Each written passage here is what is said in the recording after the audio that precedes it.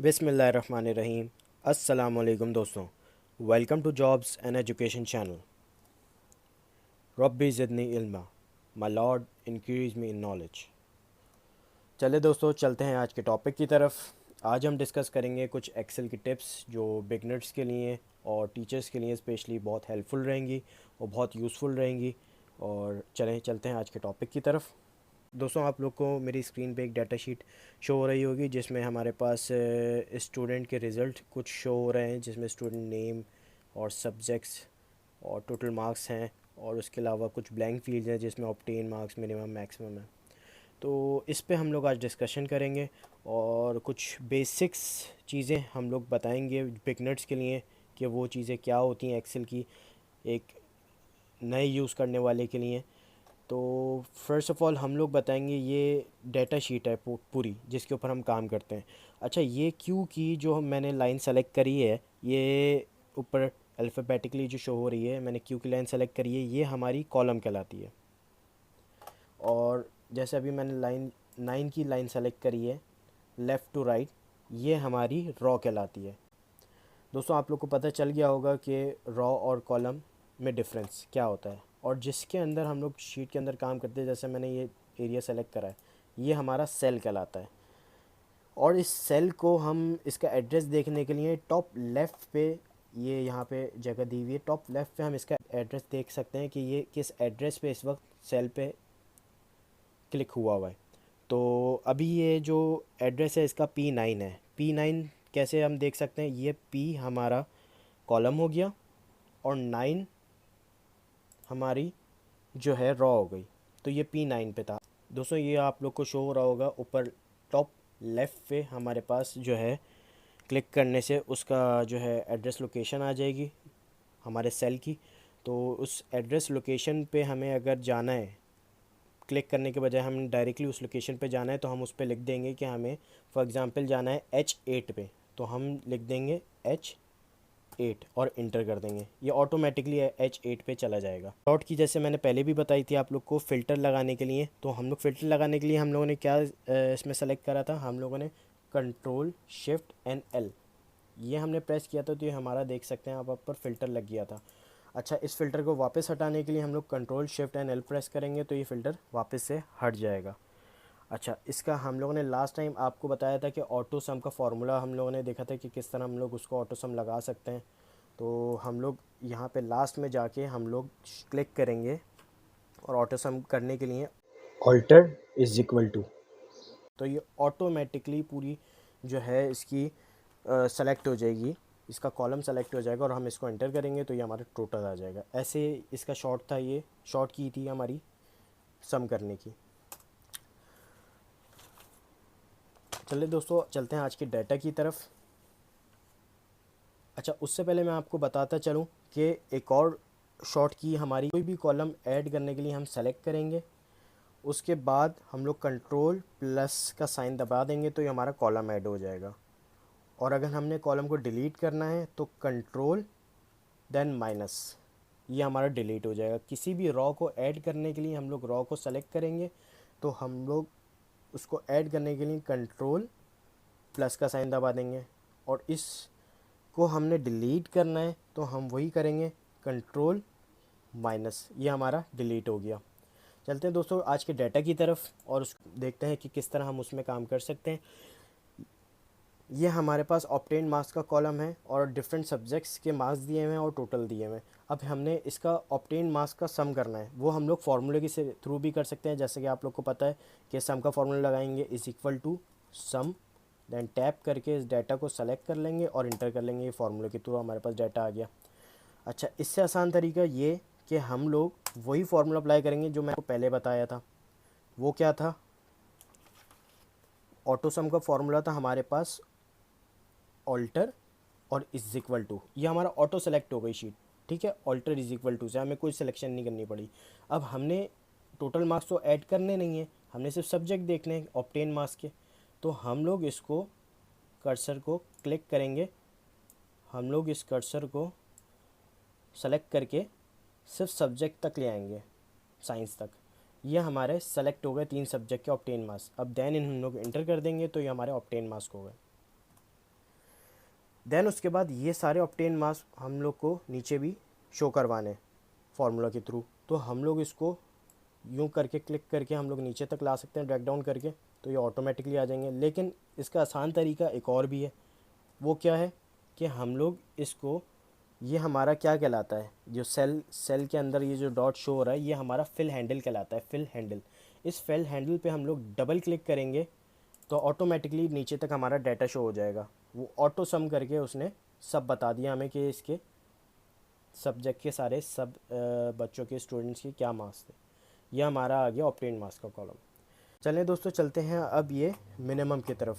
अब इसमें हम लोग क्या डाटा पुट करेंगे, इसमें हम देखेंगे जिस सब्जेक्ट में सबसे कम नंबर है वो नंबर स्टूडेंट के यहाँ पे लाके दिखा देगा हमें, वो भी फॉर्मूले के थ्रू। अब हम यहाँ पे कौन सा फॉर्मूला अप्लाई करेंगे, हम लोग यहाँ पे पहले फर्स्ट ऑफ ऑल किसी भी फॉर्मूले को यूज़ करने के लिए हम पहले इज इक्वल टू डालते हैं। हम लोग हमने यहाँ पे इज इक्वल टू डाला, देन उसके बाद MIN मिनिमम लिखा, टैब दबा के फार्मूला हमने खोला, और उसके बाद हमने ये सब्जेक्ट सेलेक्ट कर लिए शिफ्ट दबा के, देन उसके बाद हमने प्रेस कर लिया इंटर। अब इसने मिनिमम मार्क्स दिखा दिए उसके कि इतने कम मार्क्स थे इसके 43। अब इसको हम लोगों ने ड्रैग डाउन करना है या इस फॉर्मूले को पूरा नीचे तक लाना है ऑटोमेटिकली, ये आपके ऊपर है। तो इसको जैसे मैंने आपको बताया कि ये हमारा सेल के अंदर ये फिल हैंडल कहलाता है, इसको हम डबल क्लिक करेंगे तो ऑटोमेटिकली सारे नंबर्स नीचे आ जाएंगे, जितने स्टूडेंट्स के सबसे कम नंबर जिन्होंने स्कोर अचीव किए थे वो सब नीचे आ गए। अच्छा, मैक्सिमम के लिए हम लोग क्या करेंगे, इज इक्वल टू कोई भी फॉर्मूला यूज़ करने से पहले, फिर मैक्स टाइप किया हमने, टैब दबाया, फार्मूला सेलेक्ट हो गया। उसके बाद हमने मार्क्स के ऊपर आके साइंस से लेके इंग्लिश तक शिफ्ट दबा के प्रेस करा और इंटर कर लिया। ये हमारा मैक्सिमम मार्क्स आ गया कि इस स्टूडेंट के सबसे ज़्यादा मार्क्स थे 50, तो वो उसने शो करा दिया। अब इसको हम लोग वही करेंगे, इसको फिल हैंडल पे डबल क्लिक करेंगे और ये सारे मार्क्स आ गए हमारे पास। चलिए दोस्तों, चलते हैं परसेंटेज की तरफ। अब देखेंगे कि हम लोग परसेंटेज किस तरह निकाल सकते हैं इस डाटा से। जैसे कि आप लोग को पता होगा कि परसेंटेज का फॉर्मूला क्या होता है, obtain marks divided by total then multiply by 100। ये हमारा परसेंटेज निकालने का फॉर्मूला होता है। तो बहुत से लोग मैनुअली निकालते हैं, लेकिन एक्सेल से हमारे लिए आसानी हो गई कि हम लोग इसमें एक्सेल में फॉर्मूले के थ्रू हम लोग परसेंटेज निकाल सकते हैं। फ़र्स्ट ऑफ ऑल हम लोग इज इक्वल टू डालेंगे किसी भी फॉर्मूले के लिए। हमने इज इक्वल टू प्रेस करा, देन उसके बाद हम लोगों ने ऑब्टेन मार्क्स सेलेक्ट करना है। ऑब्टेन मार्क्स यहाँ पे आ गए। ऑब्टेन मार्क्स के बाद हमने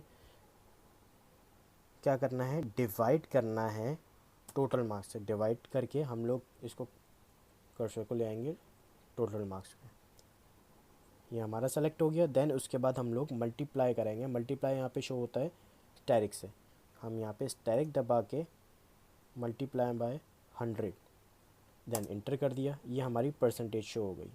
अब इस परसेंटेज को हमने सब में शो करवाना है, तो इसको फिल हैंडल पे क्लिक करके डबल क्लिक कर देंगे तो ऑटोमेटिकली सब पे हमारी परसेंटेज शो हो गई।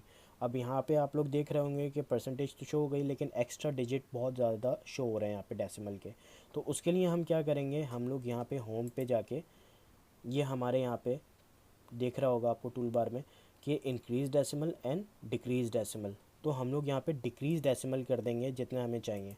तो हमने डिक्रीज़ कर दिए, ये हमारी परसेंटेज शो हो गई है नंबर्स में।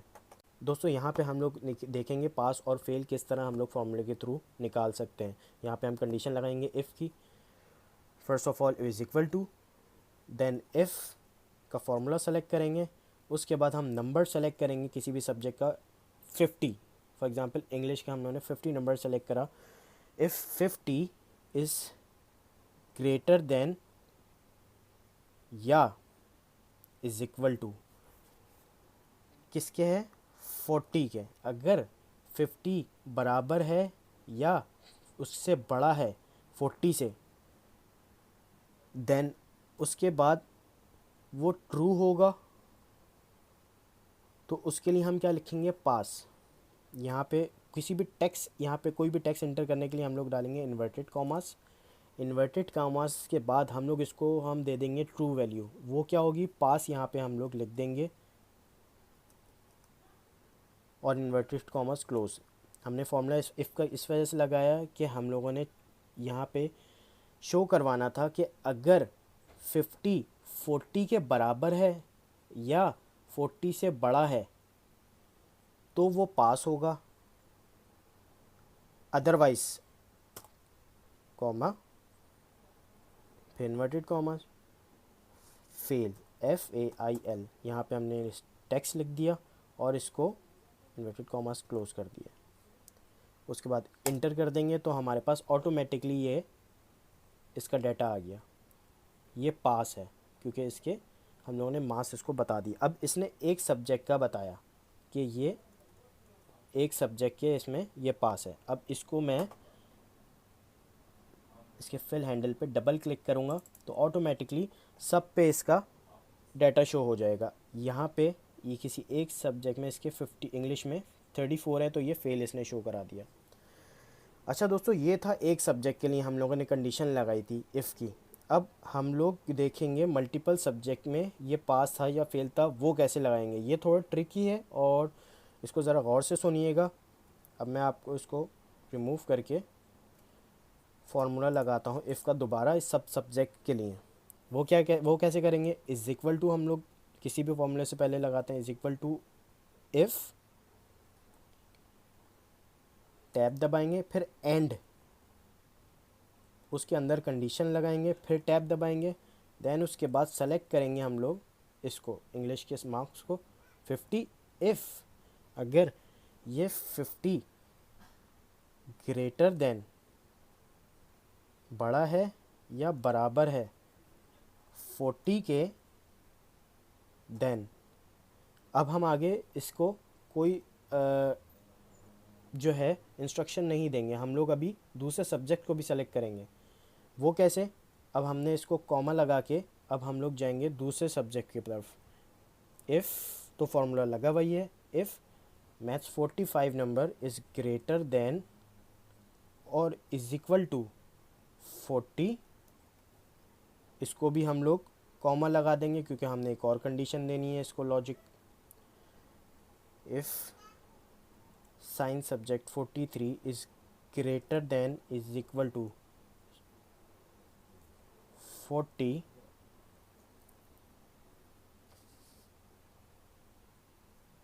देन ब्रैकेट क्लोज, कॉमा, फिर हम इसको टेक्स्ट देंगे। अगर ये नंबर्स बराबर हैं 40 के या 40 से बड़े हैं तो क्या कंडीशन होगी, इन्वर्टेड कॉमर्स पास, इन्वर्टेड कॉमर्स बंद करेंगे हम लोग, देन कॉमा। उसके बाद अगर ये 40 या 40 से ज़्यादा होंगे मार्क्स तो ये पास होगा, अदरवाइज़ वैल्यू नीचे शो हो रही है तो ये होगा, फिर इन्वर्टेड कॉमर्स, फिर हम लिख देंगे फेल,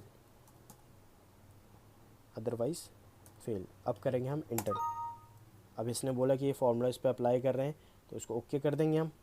ओके कर दिया तो इसने पास शो कर दिया, ये सब सब्जेक्ट में 40 से ज़्यादा थे तो ये पास कर दिया। अब इसको मैं फिल हैंडल पे डबल क्लिक करूँगा तो ये सब के ऊपर फार्मूला इसका अप्लाई हो गया और यहाँ पे शो कर दिया। यहाँ पे 2 फेल पे आ रहा है तो इसके किसी सब्जेक्ट में कम थे तो इसने फ़ेल कर दिया, 40 से कम था, यहाँ पे 40 से कम था तो इसने फ़ेल कर दिया है।